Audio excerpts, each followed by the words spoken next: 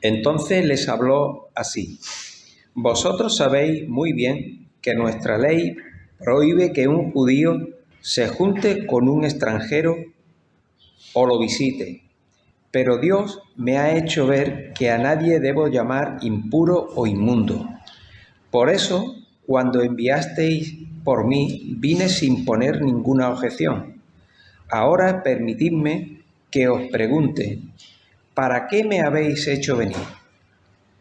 Cornelio contestó: hace 4 días, a esta misma hora, las 3 de la tarde, estaba yo en casa orando. De repente apareció delante de mí un hombre vestido con ropa brillante y me dijo: Cornelio, Dios ha oído tu oración y se ha acordado de tus obras de beneficencia. Por lo tanto, envía a alguien a Jope para hacer venir a Simón, apodado Pedro, que se hospeda en casa de Simón el curtidor, junto al mar. Así que inmediatamente mandé a llamarte y tú has tenido la bondad de venir. Ahora estamos todos aquí en la presencia de Dios para escuchar todo lo que el Señor te ha encomendado que nos digas. Pedro tomó la palabra y dijo: ahora comprendo que en realidad Dios no tiene favoritismo, sino que en toda nación Él ve con agrado a los que le temen y actúan con justicia. Dios envió su mensaje al pueblo de Israel anunciando las buenas nuevas de la paz por medio de Jesucristo, que es el Señor de todos.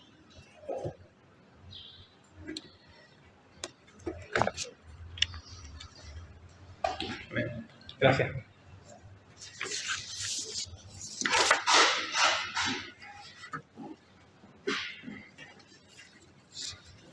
Como sabéis, este es un texto clave que todos conocemos relacionado con la inclusión de los paganos, de los gentiles, a la Iglesia.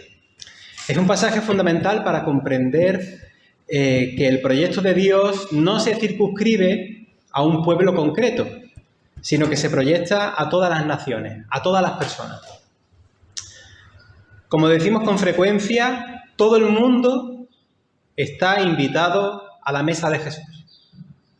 Todos estamos llamados a participar del reinado de Dios, que en el aquí y en el ahora se traduce en una nueva sociedad de personas que viven practicando eso de amar a Dios y al prójimo. O sea, viviendo en justicia, en paz y en el gozo del Espíritu Santo, como describe Pablo la realidad del reino de Dios en Romanos 14, 17. Porque el reinado de Dios, también lo decimos muchas veces, pero es importante volver a decirlo, el reinado de Dios no es solamente ese futuro que está por venir, ese cielo nuevo y esa tierra nueva. El reinado de Dios ya se encuentra entre nosotros, y eso lo dice Jesús mismo en el Evangelio de Lucas, en Lucas 17, 21, cuando responde a unos fariseos que quieren saber cuándo vendrá el reino. El reino de Dios ya ha comenzado. Siempre que en la sociedad del reinado de Dios, vamos a llamarla así, de la cual la Iglesia debe ser pionera, se practique la justicia, la fraternidad, el compañerismo, la ayuda mutua, el cuidado, la solidaridad y la experiencia de la alegría, del gozo en el Espíritu Santo, siempre que se vivan estas cosas, se estará manifestando el reinado de Dios entre nosotros. Y os habréis dado cuenta que esto que digo está, por tanto, lejos de aquellas obras de la carne que aparecen en Gálatas 5, como las enemistades, los pleitos, la ira, las contiendas, las envidias, los homicidios, que además ya sabéis que para Jesús, eso Jesús considera el insulto con rabia al hermano como si fuese una especie de homicidio, ¿no? Según en Mateo 5, 21 al 22. O el sexo, digamos, cosificador y utilitarista, como bien refleja el pasaje, ¿no? Porque las personas no somos cosas de usar y tirar. Las personas, los seres humanos, estamos hechos a imagen y semejanza de Dios. Tenemos una dignidad absolutamente sagrada. Todo lo que sea pisotear al prójimo, todo lo que sea abusar del prójimo, verlo de un modo utilitarista, como objeto, para provecho propio, cosificándolo, como digo, y tenerlo ahí sin amor o verle con desprecio, todo eso está fuera del programa de Jesús. Está fuera del programa del reinado de Dios. Sabéis que los judíos no se relacionaban con samaritanos. A veces entre ellos mismos, entre los propios judíos, miraban con sospecha a los que eran de otra provincia. Los de Judea, ya hemos dicho alguna vez, que miraban con sospecha a los que eran de Galilea. Y a los extranjeros ya ni te cuento, ¿no? Y si son romanos ya, ¿para qué vamos a seguir hablando? Y esto lo refleja, como he dicho en varias ocasiones, los estudios de antropología social y cultural que se basan en aquellos tiempos. Además, siempre resalto esta distorsión de que el pueblo de Israel, si fue escogido por algo, fue para ser luz a las naciones, no para vivir un exclusivismo cerrado y discriminador hacia otras personas. Así que el proyecto de Jesús, que empieza a vivirse en aquellas primeras comunidades cristianas, en aquel movimiento de Jesús, como le gusta llamar a los especialistas, y me parece precioso, el movimiento de Jesús. Pues lo que se vive ahí es rompedor, es regenerador de vida y de justicia. Rompe prejuicios hacia personas como los propios pecadores, o como hacia las prostitutas, o con los samaritanos, con los leprosos, los que eran considerados impuros en general, los propios extranjeros. Esto es dinamita social para los prejuicios. Cambia el modo de ver las cosas, el modo de ver el mundo, de ver a las personas. Pero ¿y ahora? Aterrizamos a la iglesia de ahora, en general. ¡Qué desgracia! O parte de la iglesia, ¡qué desgracia! ¿Qué ha ocurrido con gran parte de la iglesia? ¿Qué pasa con el movimiento de Jesús hoy en día? Por un lado, divisiones, porque el denominacionismo se puede llevar de una manera buena, con acento y tal y cual, pero cuando el denominacionismo es frontera, barrera, prejuicio, rechazo, exclusividades, o la práctica de fobias y discriminaciones humanas, a veces en boca de los propios cristianos. El domingo pasado, o el anterior, yo ya no me acuerdo, decíamos que Jesús se sienta a la mesa con los indeseables y los pecadores, y que incluso se sienta a la mesa contigo y conmigo. ¿Cómo es posible que una especie de insulto o acusación de moda entre cristianos en la actualidad, que además que la he visto millones de veces en las redes sociales, me parece tan absurda? Una acusación de moda es decir, fulanito, menganito, este se sienta con ateos o con incrédulos. Yo no sé qué pastor iluminado ha puesto esa moda. De verdad, lo he visto repetidamente como acusación. ¿Perdona? Pero si eso es lo básico del Evangelio. ¿Qué ha pasado para que los que dicen ser seguidores de Jesús vivan ahora el antirreino de Dios?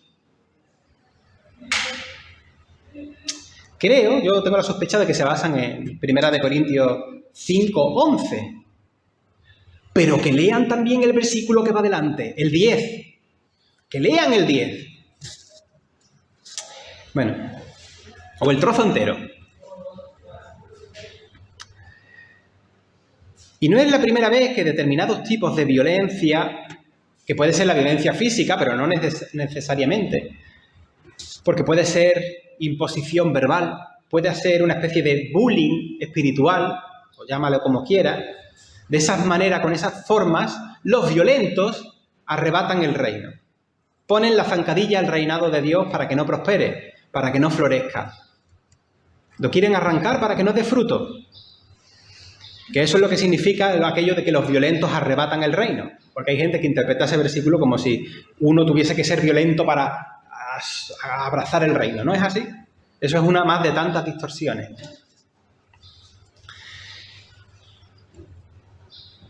Hermana y hermano, siéntate como hacía nuestro maestro con publicanos y pecadores. Fraternaliza con las personas consideradas impuras por el fariseísmo religioso. Tiende tu mano a la prostituta, a la persona de otra religión, como vamos a hacer esta tarde, o a la persona diferente, sobre todo cuando estás viendo que son rechazados. Tal día de hoy en concreto, para poner más el acento, conviene que seamos la iglesia que le da un abrazo fuerte y cariñoso a las personas LGTBI. Además, por la forma tan desastrosa y a veces de cruel, de rechazo que viven por parte de personas que deberían ser las que practican el reinado de Dios. O sea, me refiero a la iglesia. Hace ya, no sé, un par de años o 3 años, quizás 4, porque yo ya el tiempo lo tengo totalmente perdido y con lo de la pandemia ya fue el remate, ¿no? Pero en Madrid se organizó una especie de congreso sobre el tema de la homosexualidad para hacer una especie de abordaje evangélico, conservador, con ponencias y tal sobre el tema. Un abordaje bastante condicionado también porque era unilateral, digamos, era solamente desde una perspectiva, digamos, por mucho que quisieran hacerlo desde teología o exégesis o lo que fuera, solamente era un discurso unidireccional, ¿no? Pero la cuestión es que 2 personas distintas, muy conocidas, pastores de iglesias muy conservadoras, que creo que entre ellos no se conocen, me escribieron para decirme lo mal que se sintieron en los grupitos, en las mesas de trabajo que se forman muchas veces en este tipo de congresos, que se forman grupitos de 5 o 10 personas para trabajar y tal, que se sintieron mal por la verdadera fobia, el verdadero odio que vieron por parte de otros pastores allí presentes en estos grupitos de trabajo. Le hicieron sentir incómodos. Nosotros no podemos ir en ese tren que olvida la imago Dei en el ser humano. Y muchos dirán, no, que la imago Dei, la imagen de Dios, se perdió en el ser humano por la cuestión del pecado. Y no es así. En Santiago 3:9 vemos que la imagen de Dios sigue vigente en el ser humano. Y además ese mismo versículo dice que no podemos maldecir a otras personas. Menudo circo que algunas veces se monta, ¿eh? Qué triste, qué triste. Este capítulo 10 es impresionante la fuerza que tiene desde el principio. Hay un detalle que pasa desapercibido en el versículo 6, que no entra en la porción que hemos leído, pero si tenéis la Biblia delante lo mismo os podéis fijar. Simón Pedro estaba hospedado en casa de otro señor, que también se llamaba Simón, que era curtidor, y tenía su casa junto al mar en Jope, a 55 kilómetros de Jerusalén. Actualmente estaría dentro de lo que es el distrito de Tel Aviv, me parece. Uno pensará, nosotros, ¿no? Desde nuestra comprensión occidental, contemporánea y tal. Qué bonito, ¿no? Una casa junto al mar. Te puedes pensar, yo qué sé, Torremolinos, el Rincón de la Victoria, o ¿no? O lo que sea. Esta vez, cuando digo mar, no estamos hablando del mar de Galilea, que no es un mar, que es un lago. Ahora sí nos estamos refiriendo al Mediterráneo. Para los judíos, el mar recordaba el caos primigenio y lo consideraban un signo como un sitio, negativo, que lo intentaban evitar. Era complicado, lo hacían, pero no era muy común el tema de viajes por mar y cosas de esas. El mar daba un respeto terrible. Bueno, pues este Simón curtidor tenía su casa allí. No porque fuera un privilegiado con su casita junto al mar, sino porque era un apestado. Y me diréis, eso no lo dice el texto, ¿tú cómo lo sabes? ¿Sabéis alguno por qué? ¿Por qué era un apestado social? Por su propia profesión, porque era curtidor, trabajaba las pieles. Los judíos consideraban que esa era una profesión repugnante, además por el pestazo del tema de las pieles y tal. Vosotros además sabéis que a diferencia de los romanos, las mujeres judías no podían pedir el divorcio. Lo sabéis, ¿no? Una mujer judía no se podía divorciar. Pues según los escritos rabínicos, las mujeres de los que se dedicaban o a recoger basuras o las mujeres de los curtidores eran las únicas mujeres judías que sí podían divorciarse justificando la causa de la profesión de sus maridos. ¿Nos ponemos un poquito en situación? Lo digo para que nos hagamos una idea del asunto. Pero Pedro, el apóstol, está allí, se hospeda allí. No es que pasase por allí a saludar, ¿no? Se hospedaba en la apestosa casa del curtidor. Me pregunto si tú y yo estamos dispuestos a pasar tiempo con aquellas personas que nuestra sociedad considera pestosas, ¿con razón o sin razón? En el caso del curtidor tenían sus razones. Hay otras veces que la sociedad pues pone la etiqueta a las personas, las acusa de cosas sin motivo. Estamos llamados a dignificar personas.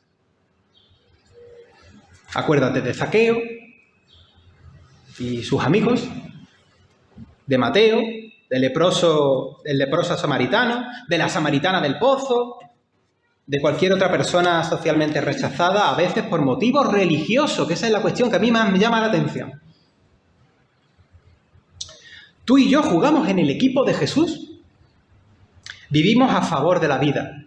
Apostamos por el amor, por la justicia, por la aceptación, por la acogida. Lo que purificó Dios, a pesar de que para los religiosos sea considerado algo impuro, no lo llames tú impuro. La xenofobia, el racismo, la homofobia, los prejuicios, no pintan nada. Entre nosotros no pintan nada. Fíjate que dice Pedro: como sabéis, a un hombre judío no le está permitido juntarse o acercarse a un extranjero. Fíjate, todo un paradigma social asentado en una norma discriminante. Pero, hay un pero en las palabras de Pedro. Porque Pedro, en el relato anterior, tiene una revelación de Dios que el texto nos comparte para hacernos partícipes de ella. Hay un pero. Pero Dios me ha hecho entender, me ha hecho comprender, a nosotros también, ¿verdad?, que a nadie, y según los especialistas, nadie significa nadie, debo considerar profano o impuro. Esa es la respuesta de Pedro en el versículo 28. Este texto nos desafía, nos invita a ver a las personas con los ojos de Jesús. De la dispersión nos llama a la unidad, a la aceptación de las personas en la familia del reinado de Dios, a que seamos uno. Tenéis que entender que esto es un sermón donde las cosas se dicen como si fuese una pintada de brocha gorda. Cada uno en nuestra vida tenemos luego los pincelitos, ¿no?, los pinceles más pequeños para ir entrando en los detalles. Y como iglesia, como comunidad, también muchas veces tenemos que sacar los pincelitos para las cuestiones más concretas. ¿Me explico? Pues que el Señor nos haga ver esos detalles en nuestra relación con los demás, que nos guíe a ver cómo se se desarrolla el reinado de Dios y que nos haga partícipes. Y acabo mostrando mi agradecimiento al Señor por su amor, que es verdadero, que es enorme, descomunal, por su acogida. ¿Quién soy yo para hablar de otros? Cuando yo sé de mis cosas y el Señor me ha acogido. Por su misericordia y por su proyecto de ser reinado nuevo. Y como siempre digo, Soli Deo Gloria.